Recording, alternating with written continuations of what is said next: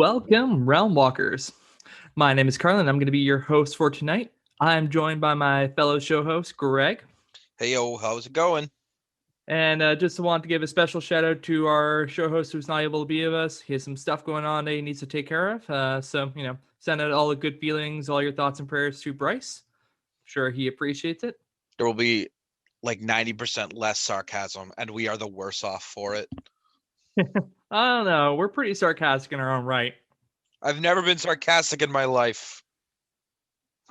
What's that sarcasm? You don't know.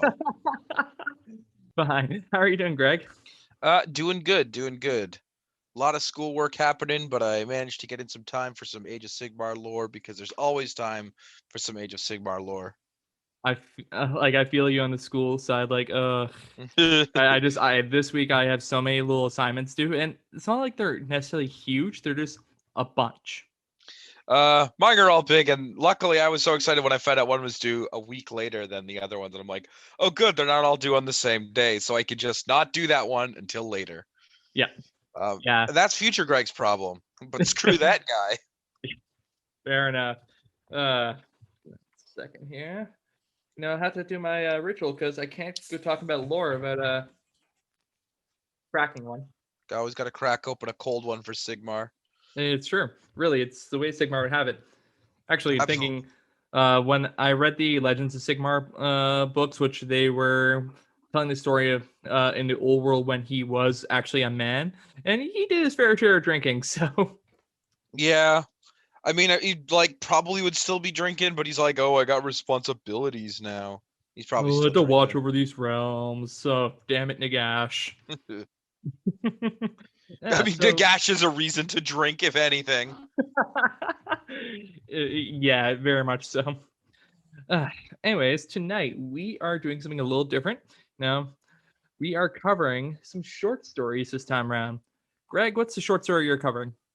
I am covering the short story, The Unlamented Archpustulent of Clan Morbidus by David Geimer. Did I hear Clan a la Skaven? Yes, this is a story. It is the Skaven story of electing the Skaven Pope. Oh, nice. And I am covering The Garden of Mortal Delights by Branchwraith.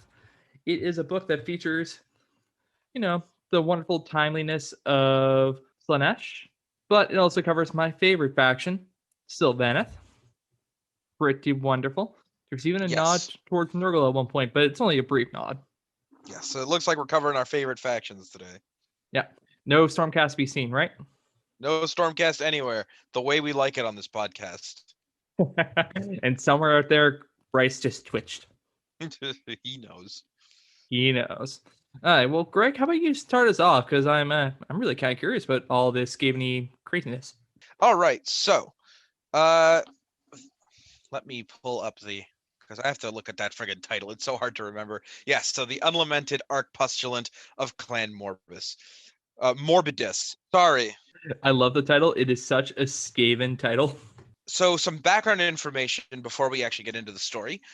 Clan Morbidus is, at the time of this story, one of the great Skaven clans. They're up there with Skyer, Pestilence, Verminus. They're not on the tabletop, but they are like an important faction in the lore at the time of this book, at the very least. They would consider themselves to be so. But that's kind of a Skaven thing where everybody thinks they're the most important. It's true. They are a faction that follows the Great Corruptor aspect of the Great Horned Rat. So they are a clan that is very similar to Clan Pestilence in that they have a lot of plague priests. They have like a lot of spiritual worship when it comes to how they handle their sort of their like faction or their clan's politics. In this story, we follow a few characters as they try to ascend to what is called the Archpustulent, which is more or less Skaven Pope for the clan. And it's very similar, in fact, to the election of the Pope, as we'll get into as we read. So the first character we're introduced to is known as Radigan Borkus. He is currently the Malfeasant Superior of the Church of the Gnawing Ruin. They are one of the more powerful churches. Their church oversees Skaven in both the realms of metal and death. He has a underservant who will be an underdeacon who will be very important later, called Maculet. And Borkus is very wealthy. The book opens with them describing his vestments. There's almost no gnaw holes in it. It is gleaming with jewels. He has tons of servants putting on rings, and it's just to make all the other plague priests jealous, because he right now has ambitions to become the Archpustulent at the upcoming election of the new Archpustulent. And after he becomes Archpustulent, there's just a claw's length from the primacy of Clan Morbidus, and then he even thinks that he could get a seat on the Council of 13. So he's got big, lofty ambitions of moving up. Yeah, the Council of 13, that is big, lofty ambitions. Oh yes. So it should be noted that in this scene, this opening scene, as he's putting on all of his remnants, he's asked by his underdeacon, why do you wish to ascend to Archpustulent? Like, is it because of the desire to become, a good religious leader to lead us properly? And in response, he grabs one of his servants and throws him out a window and says, it's because I can do whatever I want to whoever I want and nothing can stop me. And that's our that is our introduction to our first main character. Following up, we meet Hascribble the Blind. He started off as a Skaven of no particular significance. However, from a young age, he was racked with a fever that had so thoroughly racked his body, he had lost his sight and opened his mind to the great corruptor. And, while he was down in the slave pits, he just sort of began to mutter to himself. And as the Skaven started to listen, they started to realize that Hascribble was like preaching the word of the great horned rat.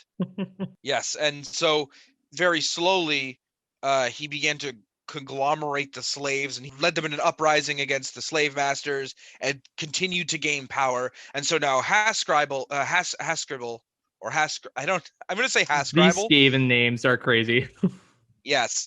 Hascribble is sort of the second most likely candidate for the role of Archpustulent, directly after Borkus. And of course, Borkus is none too happy about that. Now, something that's very important is to note that the last Archpustulent was murdered rather brutally, which is pretty par the course. Most Archpustulents are murdered off relatively quickly as another Skaven attempts to assume their power. However, this couldn't have come at a worse time, because if they do not anoint another Archpustulent now, there is concerns that Clan Septic and Clan Thesic will surpass them and basically kick them off of one of the Great Council.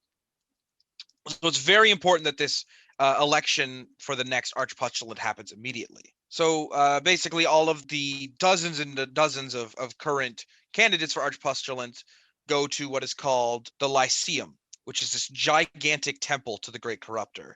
It was basically gouged out in the center of the Blight City of Clan Morbidus, and there's still claws from the Skaven that dug this temple out, embedded in the walls.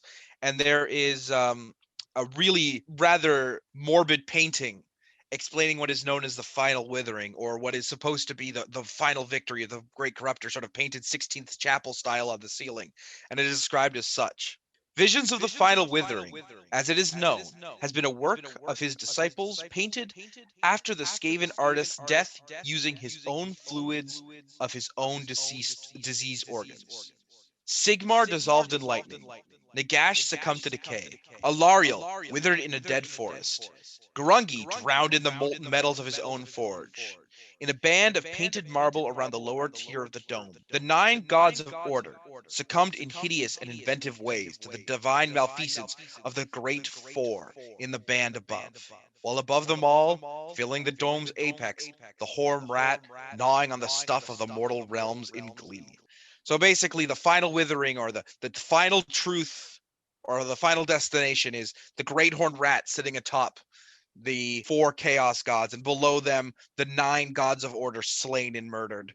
And it's just a really interesting painting, and it was drawn in the paint and fluids of the original artist after he died. Yeah, that's gross. There is nothing that's not gross in this book. It's all disgusting. Love it. So this is what I was saying, that this was the Skaven Pope. This is a particularly interesting aspect.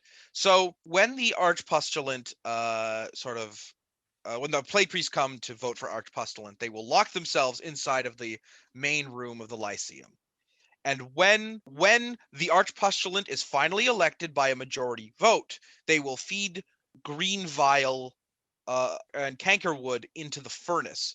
And there's this big, like, giant furnace that is fed by rat ogres, and the smog will descend upon the crowds waiting outside. Obviously an allusion to the black smoke, white smoke when an actual pope is elected. But it's described that those waiting outside to see who the Archpustulent, those who are not faithful, will all die hideously almost immediately, but the faithful will be spared.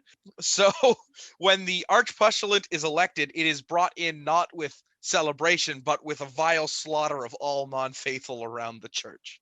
You know, the Skaven way. We're finally introduced to our third sort of main character, known as Gangu Kurur.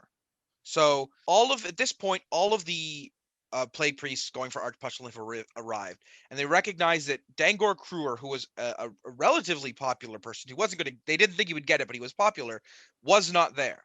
And we cut to Dangor Kruer, who is also known as the Venerable Kruer, the bile sage of the extripated way. He is basically locked into his own sort of small room, his own sort of lab as he's experimenting.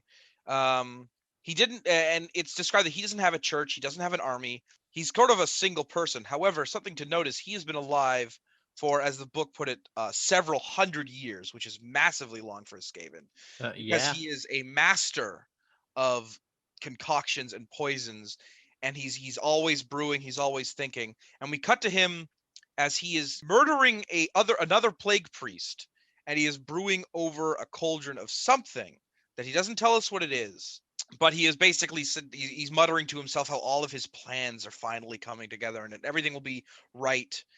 And as all of his plans are going to come to fruition, and as he's standing over this cauldron as it's boiling, one of his servants come in and say, "Oh, the Lyceum has gathered. They're about to pick an Archpustulent," and he goes, "Oh, I don't need to be there till recess. They're not going to make a vote for the first time. I'll come in later and I'll be fine then." And then we cut away. So he's up to something. We don't know what he's up to right now. And so we cut back to the vote. And Borkus has 9 of 10 needed votes. And of course, he is unable to be elected because it's 9 of 10 votes. And there is a big fluster and fury. And Hey Scribble, only getting 2 votes, demands a recount, which was expected. Obviously, nobody the first time through was going to accept the numbers. There was always going to be a recount, regardless of what happened. So they're going for a recount after much begrudging, and they're going to hold a recess. And during this recess, Borkus eyes another competitor known as Rakitich, and Rakitish's runoff. And Borkus goes, "All right, if I can get him to vote for me, then I can get Archpustulent." So he follows Rakitich down into sort of the bowels of the Lyceum, and he sort of corners Rakitich with his band of cronies. Rakitich has his band of cronies as well, and they're having this back and forth between each other. And as they are, they're not currently going to blows. Borkus is telling Rakich, "Oh, you're definitely not going to be the Archpustulent, but if you side with me, and once I get promoted, you could get promoted, and I can get you all of this, money and power, whatever you want." Rakich is not accepting this. He's saying, "Well, I could be it too. You don't know." And while they're having this back and forth, one of the cronies of Rakich literally explodes as a giant ball of fuming metal hits him in the head, and the two turn to see a plague censer bearer has just entered the room, as now Hascribble has decided he is going to join the fray. And if he can't convince the people to vote for him, well, he's just going to remove the competition, that being Rakich and specifically Borkus. So now the three are battling it out in the dungeon. which is, of course, strictly prohibited. You're not supposed to be fighting each other within the walls of the Lyceum. But rules can be bent as long as you're not actively involved and, you don't get caught. Rules are merely suggestions to the Skaven. It's the Skaven way. So as they're fighting, Borkus gets over to Rakich and, Tortoise tells him, oh, we can work together. We can still do this. And he turns back to face Hascribble, and then Rakich leads over Borkus and just says, who said I can't win Archpustulency on my own, as he stabs Borkus right in the back. And Borkus is taken out of the fight as he drops to the floor. And, as this is happening, finally the sort of Lyceum's guards come in, which are these huge hulking warriors, and they're just taking everybody out indiscriminately. And finally they're able to break up the fight. So the guards have made it in. Borkus is lying on the floor. Rakich is standing over him gloating. And then Borkus mutters a prayer, and then from his mouth, just this stream of bile shoots out onto Rakich in his dying moments. And this bile is absolutely acidic, and it melts Rakich from the bottom of his jaw to his chest. And it says, the description is his chest and his jaw to his chest were dissolved in an instant, but everything else above that took a little longer to die. So Lovely. yeah, so Borkus has killed Rakich. He's grievously injured. He's dying. However, he is managed to be saved. And as they get back into the main Lyceum and they're about to do the recount, all of the people are standing around Hascribble, because Hascribble has said, oh, it was me who killed Rakich, and it was me who injured Borkus. I am clearly the superior Skaven. And all of the people in the hangers-on are now going to him because they see their chance to back him to get power. And Borkus is sitting there stewing, but he knows it's not always about a single vote. Borkus goes, all right, I've lost today. Hascribble will be elected Archpustulent, but he's blind, and he's, he doesn't have power. He doesn't have money. He's just an upstart slave. By the end of 2 weeks, he'll be gone. And so Borkus says, I'll play the long game. I'll wait. I'll get my chance again. 2 weeks tops. And they're about to go for their vote. And finally, Kruer enters. And he says, I would like to have a chance to speak to the floor. And everybody's kind of up in arms about this. They're like, we want to recount. We want to vote now. And Kruer says, no, it's my right. And the sort of grand lectern says, it is his right to speak.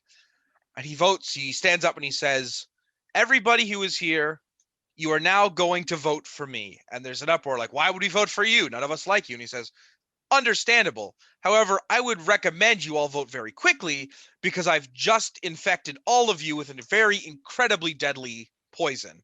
And of course, if you don't vote, there won't be an antidote.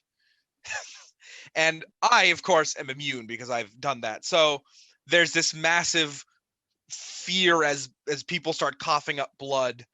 And it cuts from there. And we see Malakut, the underdeacon, is standing outside of the door. And they're waiting. And they say, it's been a really long time since everybody has gone in. And, should maybe we check? And there's a bunch of the lackeys say, oh, no, we can't do that. If we check, we'll get beaten because obviously we're not supposed to be in there. And Malakut's going, yeah, but it's strange. I really feel like we should take a look. And they go, well, if you want to look, you open it. You take the responsibility. He says, I suppose. And he opens the door very slowly, and it's just a scene of carnage. Every single plague priest is dead on the floor. And there's nobody to be seen. Kruer obviously can't be elected because there's nobody to elect him. So he's left. And Malakut just stands there and says, well, who will be Archpustulent now? And from the back of the crowd, somebody says, I nominate Malakut. And that's where we end. Wow. So, be all and end all is we basically see this story of a bunch of Skaven and their politics for power, which ultimately leaves all of them dead and nobody is the victor. And, all things considered, a relatively standard and somewhat boring election if you think about it. Just got made so much more interesting to Skaven. Yeah. Well, I mean, this is exactly the kind of power struggles that Skavens engage with. It's Mhm. all about like just getting whatever you want. There is nothing that matters. These are priests, but for most of them, it doesn't matter. Hascribble, most of them are just here for power or money. Borkus is absolutely just this wealthy individual who wants to try to steamroll over the clan. He doesn't even care about the clan. He's just seeing it as an opportunity to obtain power. Hascribble maybe cares more, but he just seems to be sort of an unhinged individual. Yeah. I really liked how you kept on making, or in the beginning, kept on making references to like electing the Pope and everything. And yeah, I definitely saw that as we went through, Oh yes, and then we kind of developed it further. Awesome story. yes, it's a great little story. There's so many more like little details in there that I obviously didn't cover, like something that people might not know. Every Skaven believes very strongly that like, and they bring it up a lot in this, that their final destination is to be consumed by the great horned rat. So when you die, your soul goes to the great horned rat and you are consumed. But part of the reason why people want things like the Archpustulency is if you are great enough, you will not be eaten by the great horned rat. If he likes you enough, you can just not be eaten. So part of the reason that the Skaven want this power is because obviously they don't want to be food, and it's an insult that they like throw at each other. It's like, oh, be consumed, or along those lines. And they're describing how every single like individual here is like super malformed and covered in pustules because of the pure sickness that enrages them. And they also, something that I actually learned from this is that the way that the Skaven, that the Great Horned Rat kind of operates is that he has sort of a segmented personality. And each of the different Skaven that worship in a different way worship like a different one of those personalities. So that's why the Skaven clans operate so differently. It's because each one is worshiping the Great Horned Rat, but they're worshiping a different aspect of the Great Horned Rat. So Clan Pestilence worship the Great Corruptor specifically, who is this god of disease and decay. And that was very interesting to learn about. That's cool. Yeah. No, I really liked it. Yep. I want to love to read on my own time, but yeah, no, it's an excellent little story. Mm-hmm. Perfect. Yep. All right. Now let's read your story. Yeah, the Garden of Mortal Delights. So there is actually a little bit that to start off with. I'm going to read verbatim. So let me get started. Arise, all ye spirits, arise in the soul glade. O children of the Everqueen, what doth thou see? A foe host has come, bearing ember and axe blade, to poison the water and butcher the tree. Armor of ore they have pillaged from the mountains, and pelts thick of fur torn from unwilling beast. They come hence with demons, both fair and befouled, and ecstatic moans on the lips of their priests. Grant them bitter welcome. With stone swords and claw root, with borrowed earth arms do we strike the first blow. And soon we shall lay these gifts back into the soil, all slick with nourishing blood of the foe. Hold fast, forest children, the mirrored one cometh. He cuts down our kinfolk, blades thick with sap gore. I weep at the sound of your pain song and your fear dirge, and reap lamentery to sow you once more. Hold fast, he comes. He comes, hold fast. Do not break the song. And then we kind of start with this branch witch. Her name is Wild Curdwen, and she at that moment had one of her claws kind of in a dryad root. So dryads being the main battle line of the Sylvaneth, and she had pulled it out because she was just hearing this memory, and it was just getting to her, driving her emotions mad. And basically, it's saying that even a year later, it still echoes, the song echoes to her, but all the people she had failed. She is standing inside this garden with all these dryads, but these dryads are headless. And there seems to be like these little bits of roots trying to grow, but are clearly being snipped and trimmed down. And half the dryad's bodies are stuck into the ground. There are no other real life there. It's just the dryads and her. And there are these ripe fruits and such on the dryads. And clearly, what had happened was someone had put seeds inside the dryads' bodies. And because the dryads, being a part of the Sylvan, are able to give so much nourishment to the seeds and help them grow faster and richer and more like juicier, bigger than regular fruits would be. And the dryads are still alive. They're twitching. They're trying to regrow, but they're being kept from doing that. Then the branch witch kind of looks around and she sees torches from warriors patrolling the battlements of these walls all around the garden. And kind of uses these words. It was not a prison. It was a pleasure garden. And then we go to our character who is just starting off by stuffing his face of this fruit with red juice running down his lips and cheeks.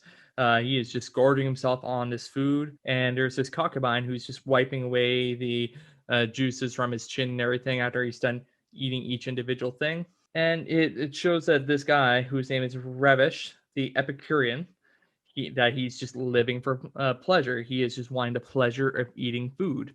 And it's describing that he has been worshiping Slanesh for so long that he's starting to mutate. That his tongue has started splitting, and it started splitting, so he has 2 tips, and just started splitting again, so he has a 3rd tip. And to celebrate this, that he's able to enjoy the taste of food that much more, he had sacrificed a couple prisoners to thank Slanesh for all this wondrous joy that he's been given. And sometimes he will go about with these prisoners that he has, and he'll feed them various different foods he's interested in. Specifically mentions this one prisoner who's fed spiced cream for weeks. And then he ate that prisoner, eating his liver because it was now spiced up and flavored. Wonderful Slanesh stuff. Good old Slanesh. Got to get my flavor, the prisoners seasoned just right. It mentions that he goes through cooks and such fairly quickly because they all tend to go mad because of his culinary desires. Don't feel like that was on the job application. Yeah. Look, I'm gonna ask for some weird shit, but just I'm gonna pay you a lot, and then I'm probably gonna eat you as well. Yeah, Revish used to be super into battle. He used to find so much pleasure in that.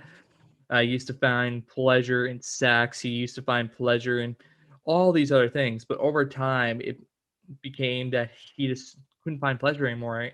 And he found that satiating his appetite with all these, wonderful culinary desires were the things that actually ravaged his pleasure senses.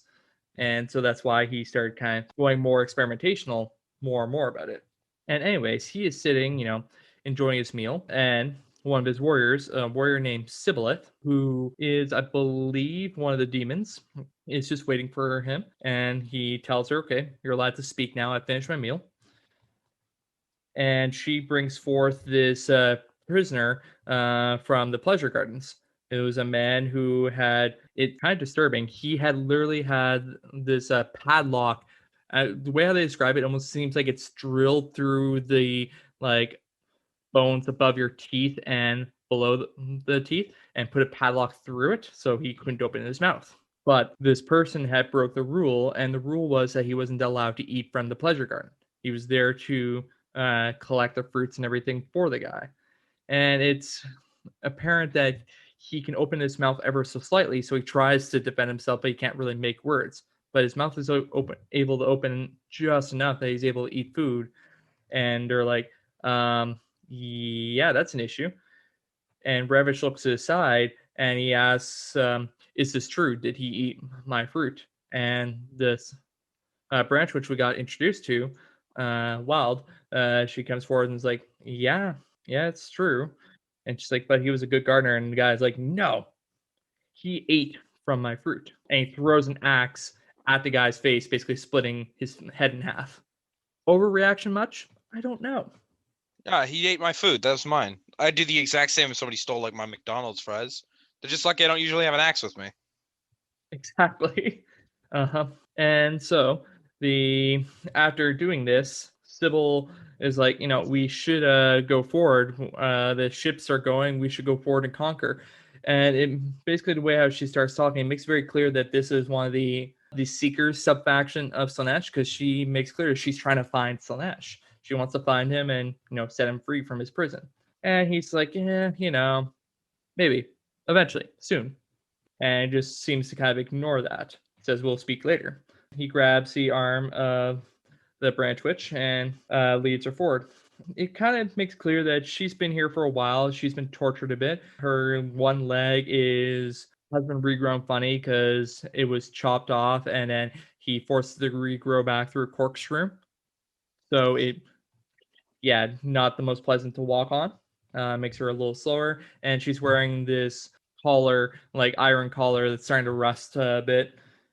So clearly, she's a prisoner of him. But he fascinates her, fascinates him a lot, and he wants to keep her around because clearly she's bringing forth these wonderful culinary desires that he enjoys so much. And right before, actually, with the guy that he executed, he asks specifically, like after he killed them, he's like, "Okay, so would you like his blood and his body for the garden?" And she's like, "It'll make the fruit bitter." He's like, "Okay, fine," and he's like, "Feed it to the pigs." So waste not, want not. Yeah, pigs gotta eat. Yeah, exactly. And yeah, so it kind of then talks about how this all happened. Essentially, he and other Slash people were fighting through the forest of Gairan and was getting to her. Basically, he was cutting down dryads. She was trying to defend herself. He had cut down the branch witch, and after that, the dryads kind of went quiet. They stopped fighting as aggressively. And the branch witch started units to usually are the ones who kind of are the caretaker of the dryads and the ones who were able, like rule wise, are able to summon them. So, and that's when he captured all of them. But he had plans for his garden already, so he took them and planted the dryads, removing their heads into the garden. He took her as basically a caretaker of the garden in lots of ways because she was able to keep it growing richly as Revish. And while they're traveling through the castle, he can hear the sounds of some of his warriors who had caught the guy who stole his fruit enjoying themselves with some of the ladies, I guess, they have around. And I kind of like this. Revish says, "My man gets a reward. Everyone will want to catch a thieving Benial now because they can just enjoy the sexual pleasures." And she's like, "Well, don't you visit there?" He's like, "Yeah, I regularly do." And she's like, "Well, that must have many children. The life blesses." He's like, "I have no children." She's like, "Well, isn't that the point of sex?" He's like, "Well, sure. Are you sterile?" And he's like, "No. I at the point of the act is not to produce children; it's to enjoy the pleasures of it." And she's kind of confused by this, but it's like, okay, fine. It seems like I like how much puts this. It seems like a lot of work for little result. And yeah, children would distract from the pursuit of pleasure. She's like, okay, fine. I don't get it, but fine. And so they step out into the garden and he sees the pleasure garden. He sees all the fruits and everything. And one of the bushes that fruit, like the berries and such that it seemed like one of the guys was eating from was by. And he asked her if he could have one. He took the berry and enjoyed it, the sweetness of it. And she mentions that, you know, this is the season for berries. Soon they'll be all ready for picking.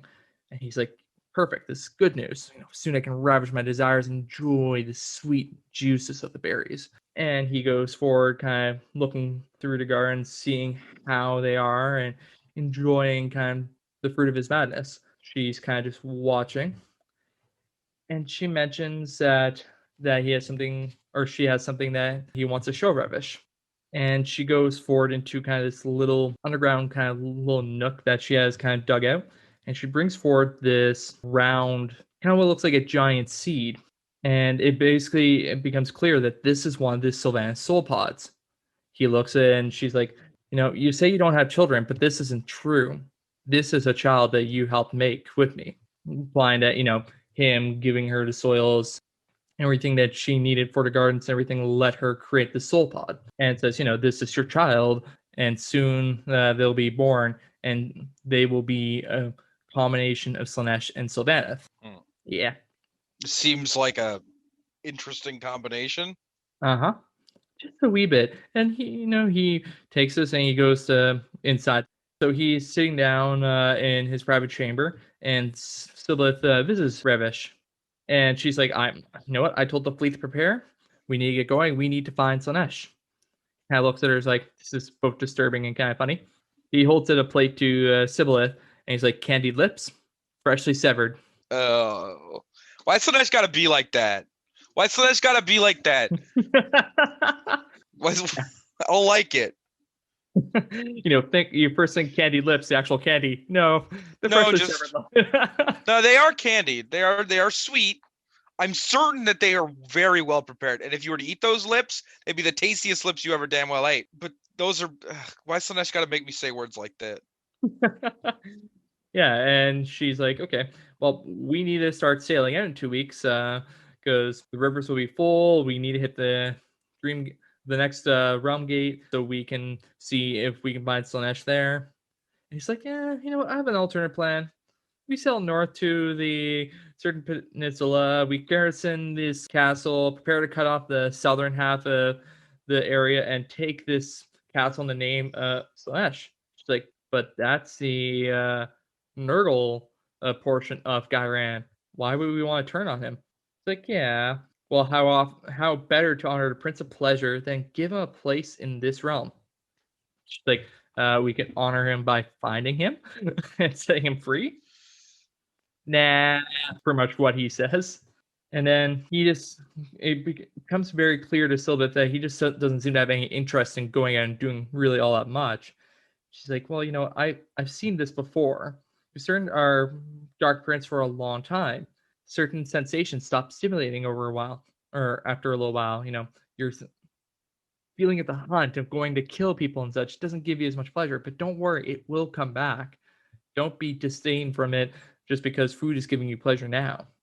And then he kind of looks at her and is like, the branchwitch has suggested an alliance between Slanesh and Sylvaneth. If we work with her, we'll take this continent back from Nurgle and have it in the name of Slanesh. It's just like, there's no way the plant will ever convince the Everqueen to work with us. And he's like, well, even if the Everqueen doesn't, we don't need her. We can grow our own army. She has a soul pod. She has a child of mine. We can raise our own race of Slaneshi dryads. We would control the land literally and completely. And Sibboleth is like, wait, what? You used to be a conqueror. You're not a farmer. Why would you want to do this? Don't you remember what you used to be? You used to revel in killing things and blood and, eating the various people you captured. You used to be a warrior, Slanesh. What is this? And she kind of looks at Revish and she's like, the branchwitch is manipulating you. This clearly isn't right. You know what? If she isn't actually manipulating you, she would let you eat the soul pod.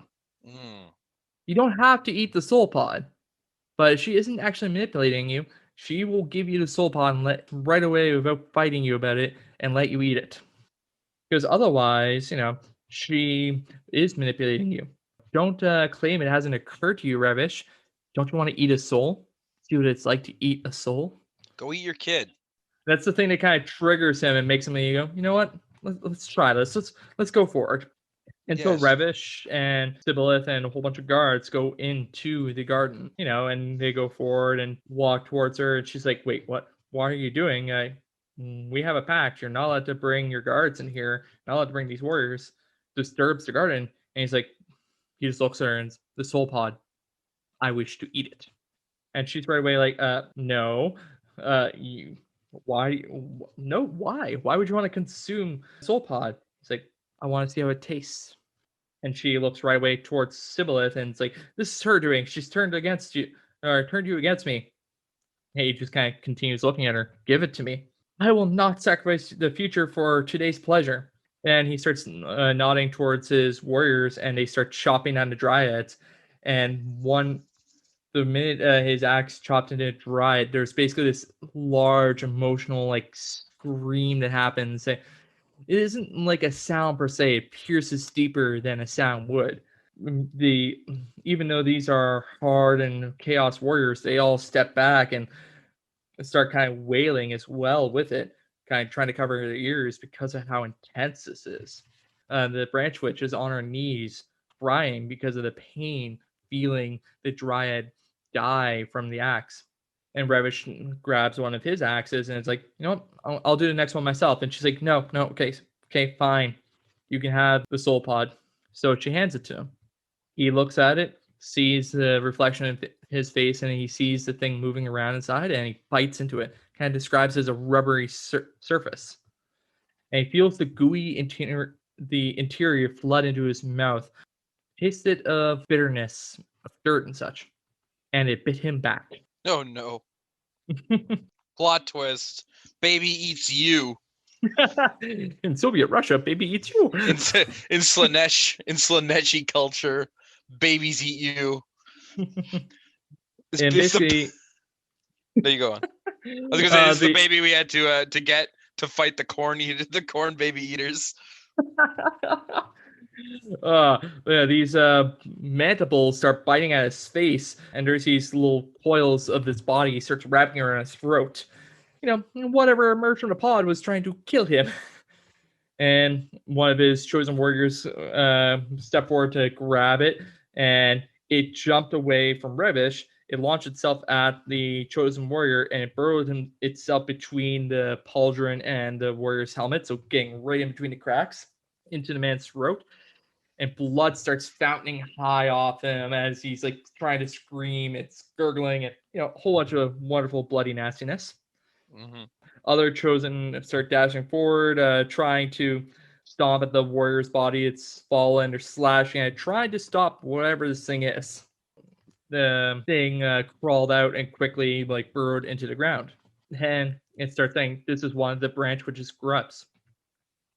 One of the worms they have kind of usually around them to help them fight, and one that Revish had killed before. She essentially had regrown a new one, yet tricked Revish. Mm-hmm. And she starts running through the garden right away, and he gives chase. She's laughing as she's running. And she's trying to trigger a song with this laugh, and she starts taking her proper form.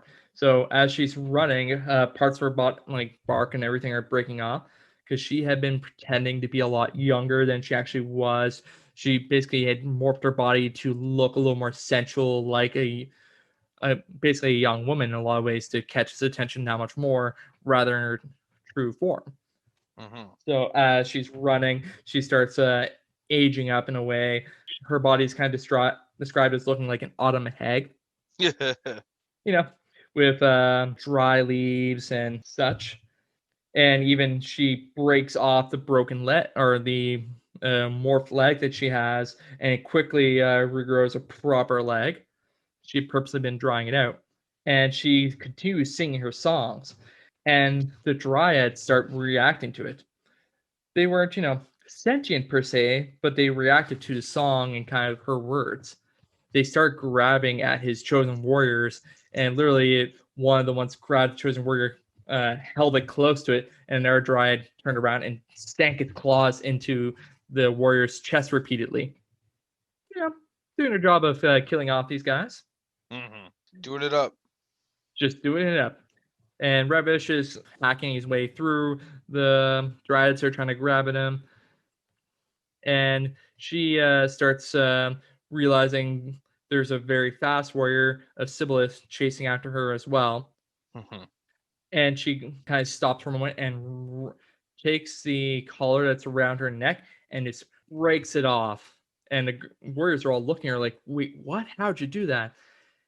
And basically the book or the story mentions that they are really close to a salt ocean or saltwater ocean, and because of the humidity of that, there's salt in the air and kind of eroded away at the iron, so it allowed her to slowly rust it away and then snap it at this moment. We've been playing the long game, honestly. I don't. Slanesh people not exactly smart if they thought that Sylvaneth was gonna side with them, honestly. Mm-hmm. And kind of showing the magical witchness of her. One of the warriors charged at her, and she grabbed basically a little totem that he had around his neck, something of personalness. And I'm not sure, they don't really give much depth of it, but it basically describes it being made of bone. And she looks at him, takes the bone to him, and snaps in her finger, and his neck just snaps and he drops down to the ground. Just a little witchiness. Mm-hmm.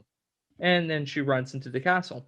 She knows her bitter grub's still alive because she's able to see through his eyes, so she's able to see all these warriors running and chasing after her.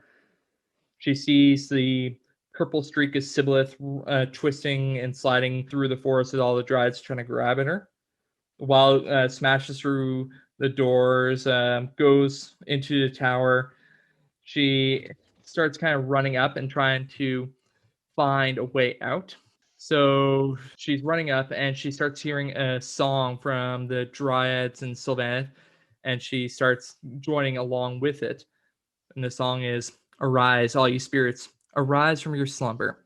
O children of the Everqueen, come to my call. From the ditch moat and hog pen, come make thee a war host, to burn their black sea steeds and crumble their walls." And at the base of Revish's private tower, the ground began to churn and sink.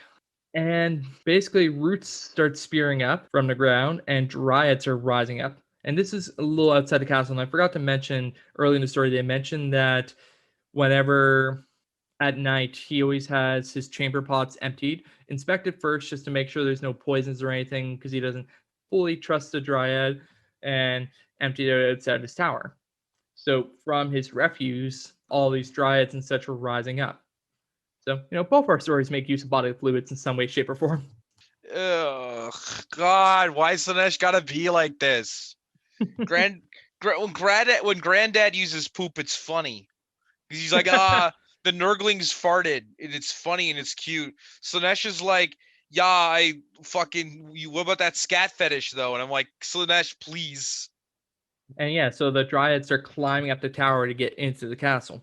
Oh, no. And she looks at him and is like, "Welcome, sisters." And suddenly she looks up and quickly jumps back because Sibyleth is starting to attack at her. And she doesn't have the usual weapon that branchwitches have, which is their scythe. So she's doing her best to like dodge this fast-moving Slaneshi warrior. Mm-hmm. And then she starts running along the parapet with all the energy she can put into it. And then she starts singing our song. "The mirrored one lives. Claim revenge, my sisters. Cut down in defense of our twice hallowed glade.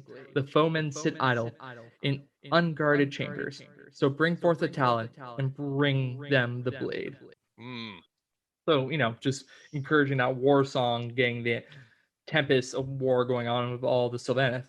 Yep, everybody get ready. We're going to fuck up some Slaneshi shit right now. Exactly. And then she's running and running, trying to get through doors. She's hearing the Sibyleth say to her, "Run, little witch," as she's chasing after her. And then Curdwin jumps from this one area, aiming for the manure area of where the hogs are. Remember how the one guy was eaten? Mm-hmm. Mm-hmm.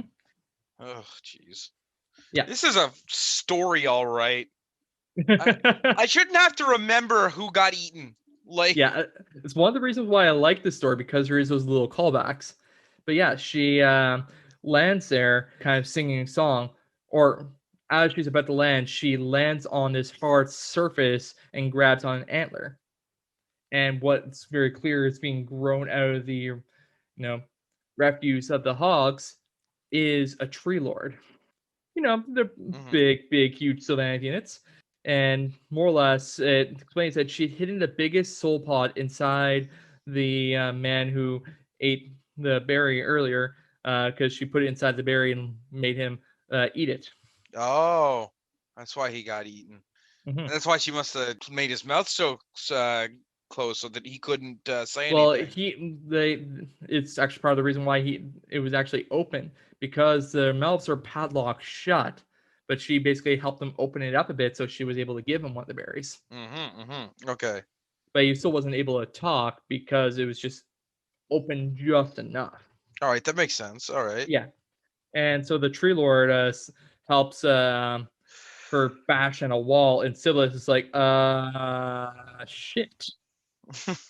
And Wild just kind of looks at Sibyleth and is like, "You were right. I am trouble." And so the tree lord starts attacking Sibyleth, and Sibyleth more or less says peace out and runs away. And they try to find Sibyleth later on, but they say no, she's gone, and the ships are gone too. So it's clear that she goes forward with her plan of looking for Slanesh. But Revish is still alive.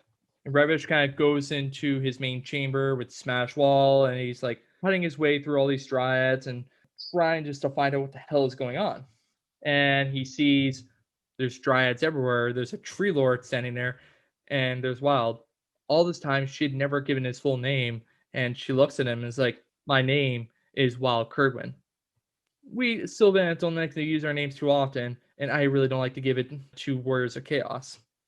It's like, "Well, you bewitched me. You fed me sweets to keep me docile. You promised me children." She's like, "Did I not deliver?" Sweeping her hand around, and explains that all this time, the food and such that he's been eating, she's been putting small soul pods in because they come in all shapes and sizes. So all the fruits and everything he's been eating in the garden, he's been eating the soul pods. And of course, when he had his bowel movements and such, Oh. it was all the soul pods.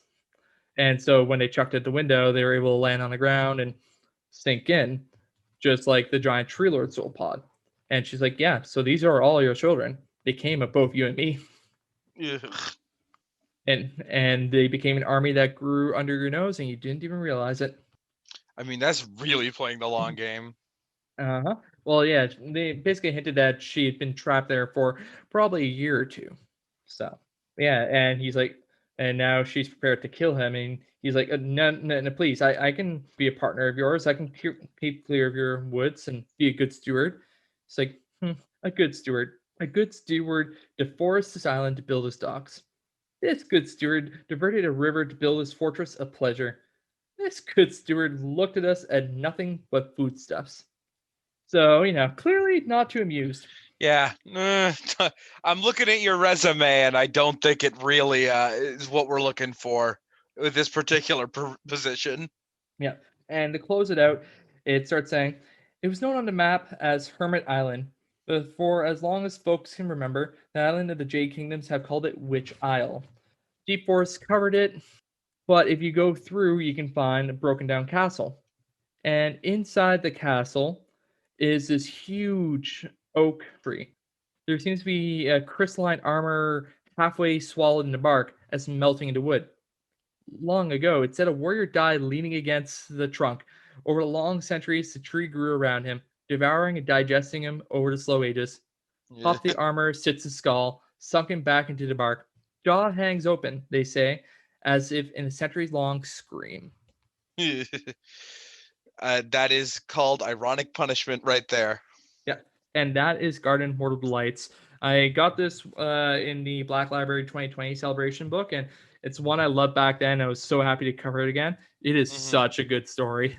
Yeah, no, like it's very interesting. It's an interesting pairing too of Slaanesh and the Sylvaneth. I think it's normally the Sylvaneth are paired off with Nurgle, which is a far more Yeah. straightforward rot versus nature, but this like weird like excess versus like natural like growth and whatnot, and excess like leading to destruction of nature is actually an interesting pair up as well, I Yeah, think. and I liked how they use actual science. If we eat seeds, like traditionally, seeds get spread around from animals. When they eat the fruit and everything, they eat everything completely, and when they defecate, they're spreading the seeds around. They use that in the story, which I really, really liked because they use like natural, actual elements. You know what? If I was born of my dad's poop, I think I'd kill him too. Like, just being honest, if I found out, yeah, you're a poop baby, I'd kill my dad too. Oh my. But yeah, like it's a good little mix of things. And personally, I love it when they start calling back to the little bits in the beginning. Like, oh yeah, we killed off this person. Oh wait, there's a reason for that. And I love those little intertwining things. Yeah. Yeah, it's a good little story, and it's a great read, and one I recommend people check out if they're like, "Oh, I want to read that and get a little more of the depth of it," because obviously I skipped a lot of details. It's a Yeah. longer one of the short stories.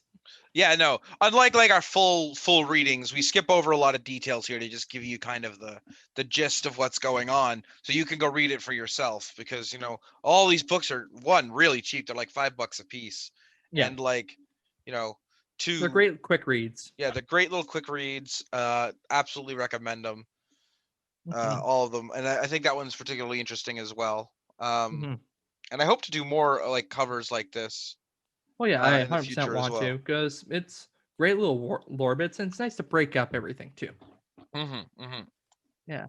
Anyways, we will get to our next section of Model Watch, where we take a Yes. look at models and such that catch our interest, whether they're new, old, or otherwise.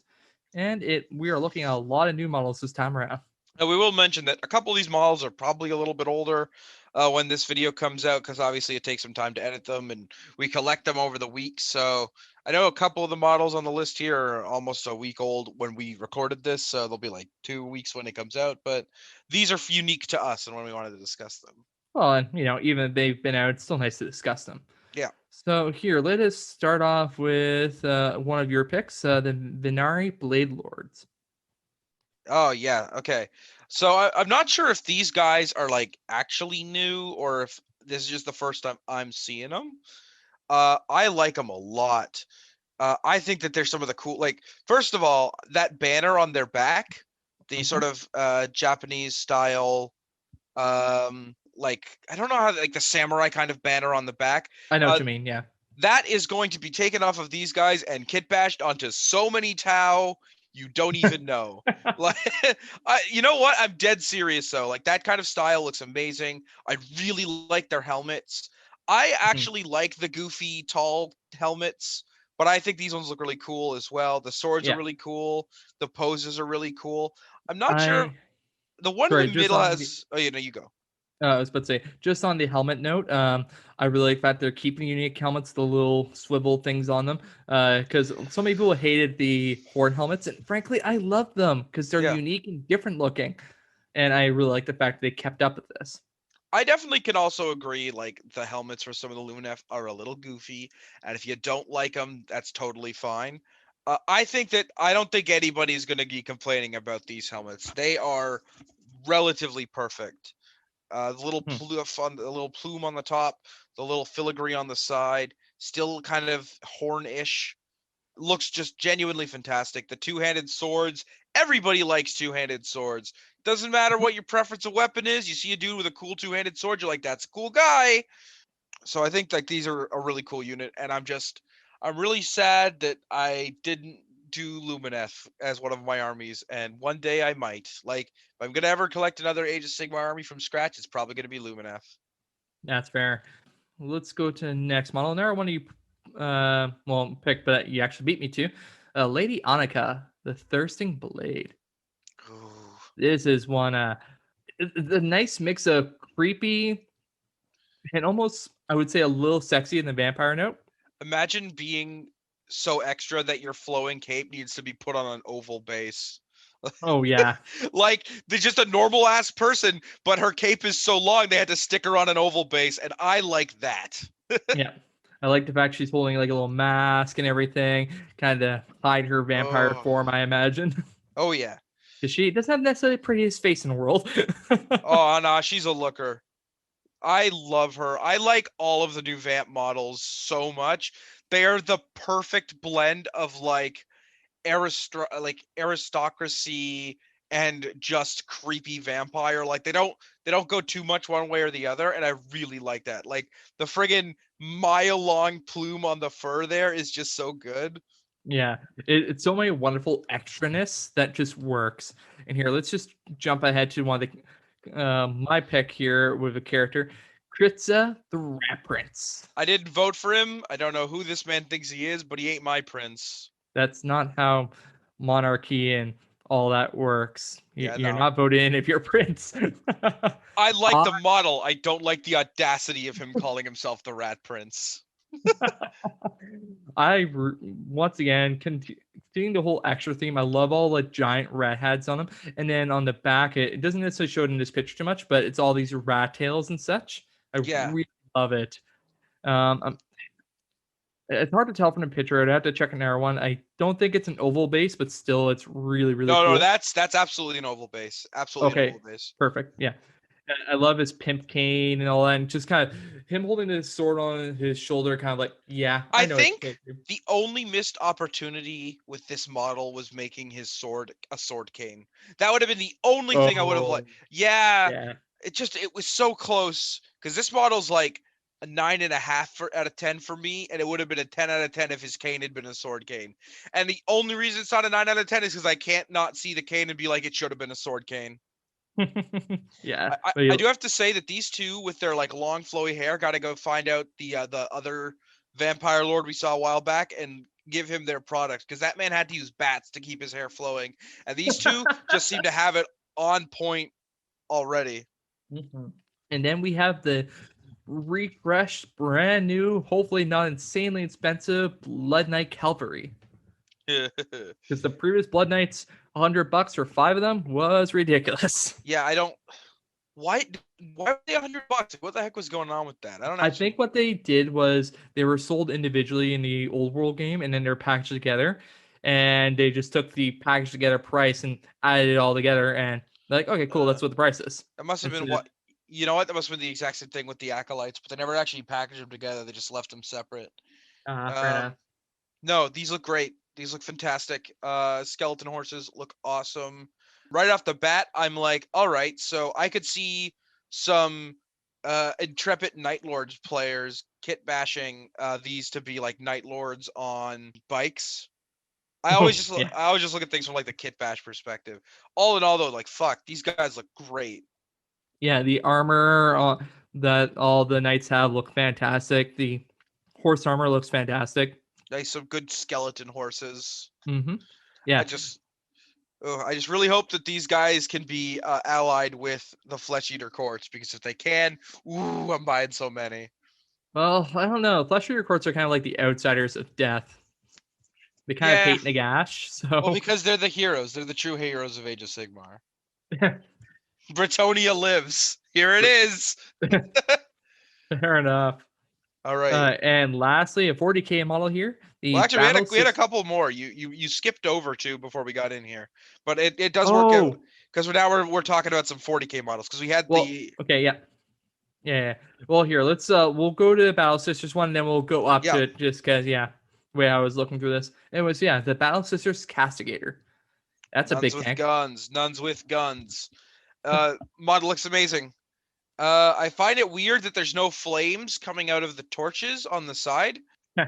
I don't know why they didn't model that hard in. I mean, you could easily do it. It's just bizarre to me. I don't see a giant piano, so that's an error missed opportunity. You make the music with the barrels. Oh, okay, good. The detail on this is utterly fantastic. This is definitely the best like Land Raider based model we have, to the point where I barely even think it's like would be considered Land Raider based, because this is just a Yeah, whole new sculpt yeah. from the ground up. And the person at GW painted this. Good job on all the edge Ugh. highlighting. So much wonderful edge highlighting. Ugh, God, this must have been hell to paint, but it was worth it. Came out crisp. Yeah. Yeah, this model's fantastic. God, Sisters of Battle have such a good model line right now, and like they're really pushing them, and I really appreciate it, especially with things like this. This model, Yeah. And then we'll jump up to the top ones. my 40k choice. And, all I'd say is this model is getting squiggy a bit. Oh yeah. Crap, we didn't have the name down, did we? I don't know if they even said the name of this one. It's the orc and the grot that's riding on like a four-legged squig. Yeah. I'm not gonna look it up now. I don't think they actually named it though. But yeah, no, it's a squig pig thing that they're riding on. It has like this iron jaw thing and everything. I'm like, oh my gosh, I'm so excited. And with the trailer that they showed of this, Yeah. it looks like there's a whole bunch of other units to make use of this. And it even looks like they're might be getting the squigs from AOS, or at least something similar to use as well, which why not? Makes I'm sense to me. getting mad Horizon Zero Dawn vibes from Oh, this yeah. guy. Yeah, I can get that. Yeah, like the way that they're doing sort of like tech Viking-y kind of thing. With some of the way they've drawn like the triangles on there, like mad Horizon Zero Dawn vibes Huh. from this fella. Person at GW is playing Horizon Zero Dawn. It's like, hey, I got an idea. It's weird that the squig has 4 legs. I don't know how I feel about the 4 legs on the squig. Have they had those in the past? Have we had Oh squigs yeah, with 4 legs? 100%. Like the gargantuan squigs, No, which they have have 4 two. legs. So they've got. I guess they have like the little stubby front legs, but the gargantuan one's still only on 2 legs, I think, aren't they? No, you're Pull it up. probably thinking the colossal squig. The colossal squigs have 2 legs. The gargantuan, and those are for Oh, AOS. the The gargantuan gargantuan squig. squigoth. Yes. Yeah, the green one. Okay, I didn't realize that was a squig. Yep. All right, I stand corrected on that. Yeah. And then lastly, we got some word bearers. Some Forge World word bearers, and they look pretty damn good. I like the guy of all the fire. It's weird that they're Forge World though. They don't feel like Forge World sculpts No, they to me. look like they'd be traditional plastic. Yeah. But if they're Forge World, they're resin. So yeah. If I'm gonna be entirely honest with you, I don't know why they're still releasing stuff on Forge World. It just feels like everything should just be coming out through Games Workshop at this point. They Like, seem to be lessening the amount of stuff that Forge World has. So either Forge World is going to be become exclusively a side game type company, or it'll be amalgamated into but GW eventually. these aren't side characters though. These are hard 40K. Like Yeah, these. that's fair. I I don't guess know. no, you're right. They could be 30K. They could be 30K because they did. I don't know why for some reason I said like was thinking like, oh, there wasn't any word bears in 30K. It's like no, they were like the first Chaos Space Marines. In fact, um, yeah, no, I like the sculpts. I think it's weird that they're on Forge World. I'm not a huge fan of Forge World in general because it's just not a. Expensive. It's expensive, and I don't feel like these sculpts feel like Forge World sculpts to me. These feel like these should be just Games Workshop sculpts, and that I should be paying the regular price. Because I look at this, and then I go like, look at the Adeptus Sororitas battle tank, and that's the same level of detail. So like that's what's just weirded me out with Forge World. It's like like for like the Primarchs, I guess I get it. I don't know. I don't know Yeah, how. I agree with you. It's kind of funny, like how they go with it, but in the end, whatever. Yep. I look forward to seeing people using these. I will not use them myself because I don't play Chaos Space Marines, but they look cool. I will give them that. Yep. Yeah, I'm just but yeah, trying I to take a believe look that. and see if there's anything else we might have missed that just came out. Oh, it looks like the April model for the month has been announced, and it's going to be a pink horror and a collectible Bellacore coin this month. So just a neat little note. So go to your AKA local game. Bellacor's releasing in April. I don't want to pay for him, but I need to buy him. He's gonna be good. Oh, he looks spectacular, right? One day I look forward to getting him. I'm going to be pushing my Warhammer budget with getting Cursed City because I'm guaranteed a copy at my local friendly game store. So, okay. Yeah. I love my local friendly game store, and I was pretty early off on their list, but they only are getting 8 copies of the game, and they're like, yeah, you're an upper 3 on the list, so you're fine. Yeah. No, I'm hopefully gonna pick one up when they do like a restock in the future because this is a Yeah, box game. I don't expect it to be like a limited release. I expect it to be around for a while. 100%. It's limited release, I think, just purely because of stock issues and production issues and all that I with assume COVID. we'll get more print runs in the future. Yeah, well, Blackstone Fortress, they had the main game until the end. It was just the expansions that were a little short. So Yeah. I expect it to be same here. Yeah. So this is gonna be an expansion like Blackstone Fortress with like Curse City expansions on the base game. I imagine there will be. Ah, okay, okay. Because I wasn't Yeah. actually sure.